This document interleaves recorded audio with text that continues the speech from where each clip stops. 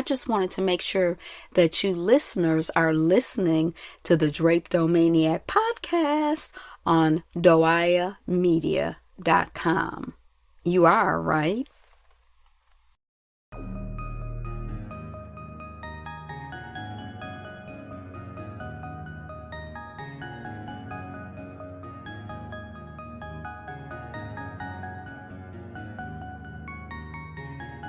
Peace, family, and welcome to this edition of the Drapedomaniac podcast. This is Ayapo Yapa, the HDIC, that is the head Drapedomaniac in charge. And I'm here to have conversations on how to get off this plantation. Okay, as always, before I even get started, I'm about to apologize for what you just heard. That's traffic going back and forth outside. I'm not in a big fancy studio and it is not soundproof, so every now and then you may hear vehicles going by or even a voice or whatever, so I apologize for that in advance. I haven't done a podcast in quite some time, not on the Drapedomaniac podcast, and that's because I've been spending my time writing, working on my newsletter, working on my other podcast, which is the Reading and Writing in the Dark podcast, and just working on my website and working with my wife on our writing. But this morning, actually not even this morning, it was I think maybe yesterday morning, I saw a tweet, and it was about the movie White Man's Burden. And a lot of people haven't seen White Man's Burden. That's a movie with John Travolta and Harry Belafante. And it was released in, I think it was 1995. And I saw the movie after it was no longer in theaters. I believe I watched it on HBO. And I was very anxious to see that movie when I was younger and not quote-unquote conscious. I wasn't even quote-unquote conscious then. But I watched the movie, and when I watched it, it left me feeling kind of away, because I realized that if you took that script and just literally made reversed it back around, then it wouldn't make any difference. I guess I better say a little bit about what the movie's about. The movie's about a world in which black people are quote unquote on top and white people are the ones who are on the bottom, or second class citizens, marginalized, or put more accurately, if you will, a world in which white people are the ones who are treated the way that black people are now. And black people are the ones who are in the positions of power and treated the way that white people are presently. And my issue with the movie, as I had just said, was that if you took that script and all you did was reverse the roles back, then it would still be exactly the same movie. There was no nuance to it. There was no real discussion of power dynamics. There was no discussion of the nature of a people. And that is, I guess, the reason that I feel such a way when I see a movie like White Man's Burden, or that I hear comments from black people that basically cheer the movie on, is because I personally find movies like that to be I won't say dangerous, but I did use the comment in one of my tweets, actually back to the person who posted it, that I feel like the movie's propaganda. I felt like it was then, and I wasn't even, like I said, quote unquote conscious then, and I felt like the movie was propaganda because what it implies, because of the way that it was written and the way it was done, is that the only reason that white people treat black people the way that they do is because that's how people in power treat people who are not in power.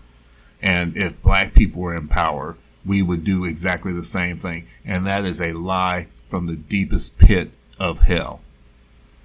No, we would not. And it's historically proven that our people, does anyone really believe that if black people were major powers in the world, that we would be on the brink of a nuclear war? Does anyone really believe that?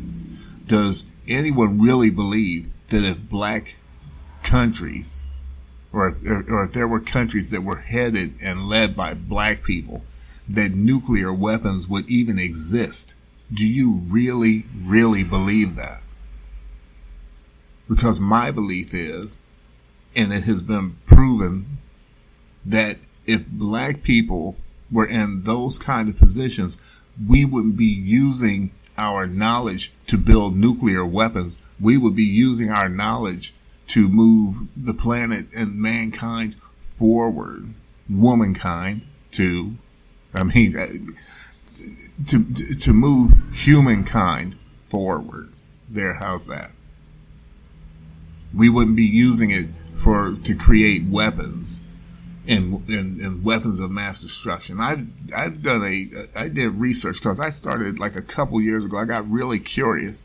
I was like, whenever I see like things like the rack and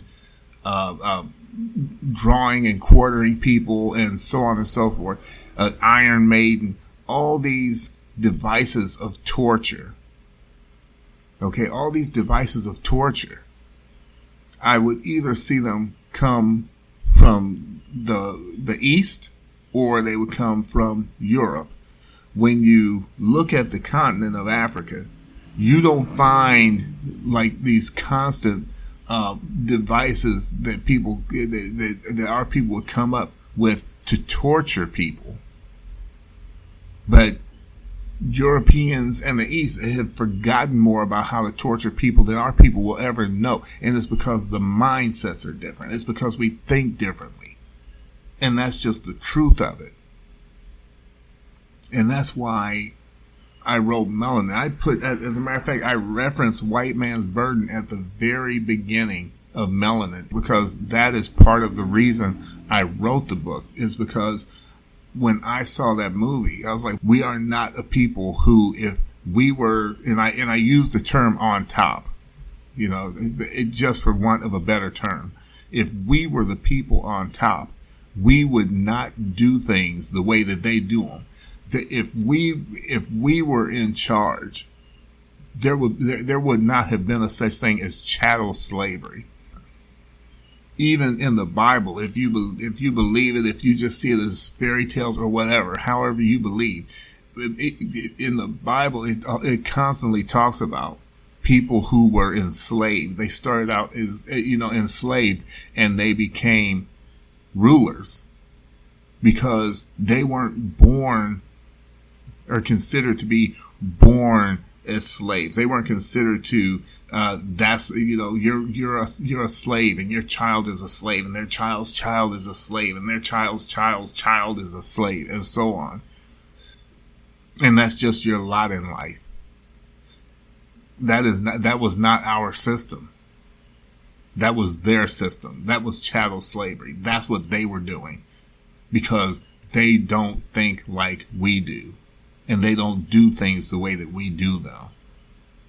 So it serves as propaganda to put in front of us this whole people is people concept, because people is people leads to love is love, and you can't help who you love, and all this crap that now has it so that there's this attempt to breed us out of existence. It was said in the movie Braveheart. It said, if you can't wipe them out, breed them out. And all this stuff is buttressed or reinforced by this belief that, well, everybody's just the same. It's just that our skin colors are different. No, we think differently. We calculate things differently.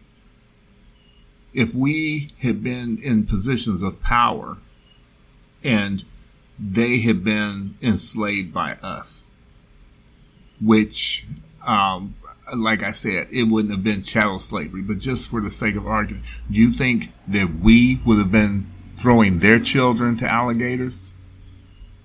Do you think that we would have just been torturing them and terrorizing them nonstop? Do you really believe our people would do that?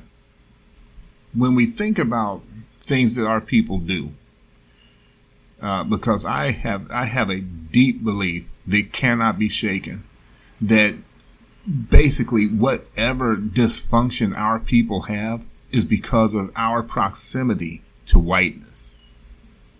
And that's just how it is. That when we have, if we do have a black person who flips out and mass murders people or does whatever, it's because of our proximity to them. But the further you get away from them, the more sane you become.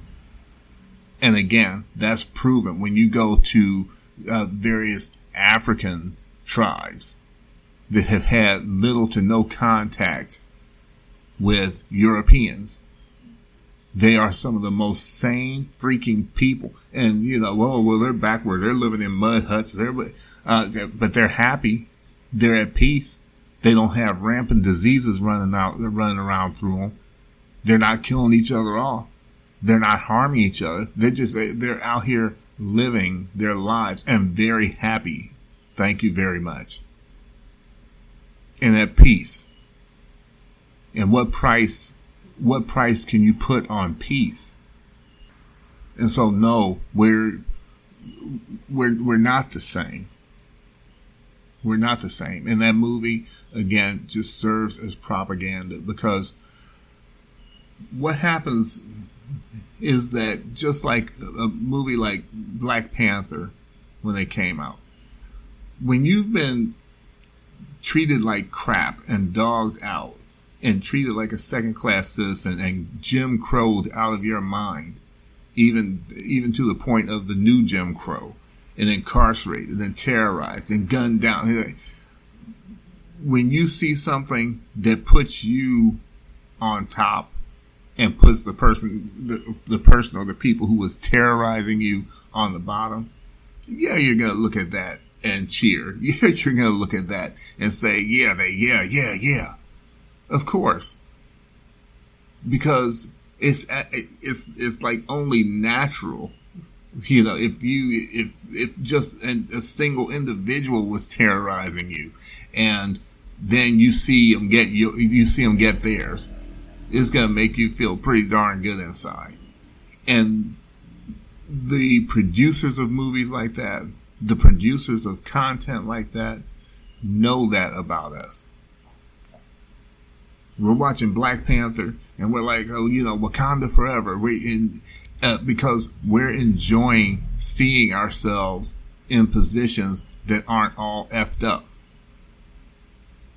And so we're buying their merchandise, we're buying tickets to their movies, and Disney, who has and continues to show that they have a big issue with black people, right? We're putting money in their pockets. We're putting money in their pockets. And why? Because we've been so downtrodden, we've been so put upon, that when we finally see ourselves not in positions of crap, then we flock to it. We flock to it. It's like, and I've used this before, but it's like little girls or young ladies. Well, let's say little girls who grow up, little black girls who grow up their whole life, and they're told they're ugly, their lips are big, their nose is wide, they're this, they're that, they're unattractive, they're nothing, and they become like young adults, and that's all they've heard all their life. And then somebody looks at them, some guy some guy that means them absolutely no good. But they see that their self-esteem is low. They see that they, that they don't think very highly of themselves because they've never heard very highly of themselves. And then here they come. Oh, baby, you're so fine. I just love you. I'll do anything for you. Blah, blah, blah, blah, blah, blah, blah. And they know they mean them absolutely no good, but they know what to say to them because they see that hurt in them. They see that need for affirmation in them. They see that need for acceptance and to be loved. See? And that's the position our people are in. We've always been told and shown and continue to do so that our people are the worst on the planet. We're the dumbest. We're the least educated. We're the most violent. We're the ones that are the drug addicts. We're the ones who are this, that, and the other. And that's all we ever see. So as soon as something comes along that doesn't look like that, we flock to it without doing a deeper analysis of the game that's being run on us.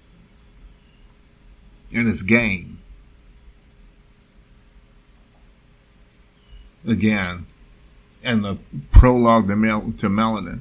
So it's not like I just now am thinking this because I'm just now here. No, in the prologue to my novel,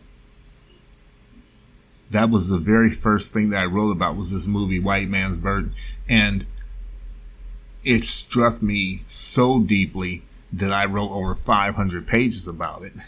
Not the movie itself, but I wrote a over 500 page story because the story is about a situation in which you do I did a different kind of analysis. Because it's one thing to just swap the roles around. You look at a script and you could just swap them around and it wouldn't make any difference.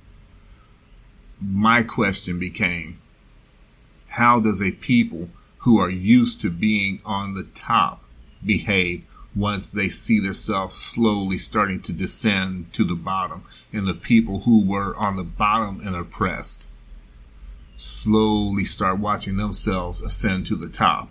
What happens then? What happens to the world? What happens to them? What happens to their mindset? What happens to our mindset? And that's why it's such a long book, is because it takes a lot to even talk about it. This is just like the first in a series. Melanin is a trilogy, and it has, it has. There's so many facets to it, and our people are multifaceted. And I'm not coming down on anybody because they like the movie. All I'm trying to say is that as I see it, it's a lot deeper than that. And for a final time, I know I've said this like 12 times in this same podcast, but if you took the roles, just think about what you're watching, and think about if you finished watching it, think about what you just watched, and really ask yourself, if they took the exact same script and they just totally reversed it back around to where the white characters were back in the position of power and the black characters were disempowered again, would it read any different? And I'm saying, no, it wouldn't. So to that degree, the movie was kind of pointless. It was pointless. There was no nuance to it, and there was no deeper analysis in it. All it was, if you will, a black people's wet dream, basically. So that's what I think about it. And I know I know, at least if Twitter is any indication, I know this isn't a popular opinion. I know this isn't something that our people really want to hear or even think about. Some people would say, Ayapo is not that deep. Okay, maybe it's not. Not by itself. But when you live in a society where, and I have heard white people say this with my own ears, I've heard them say this. They're like, well, the only reason that you're mad is because you're on the bottom. If you were on the top, or if you were in positions of power, you would be acting exactly the same way that we do.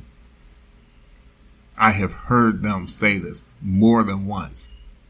And that, in my opinion, is a way for them to excuse themselves. That's an out for them. That's a way for them to say, we're not monsters. We just, people with power just behave the way that they do.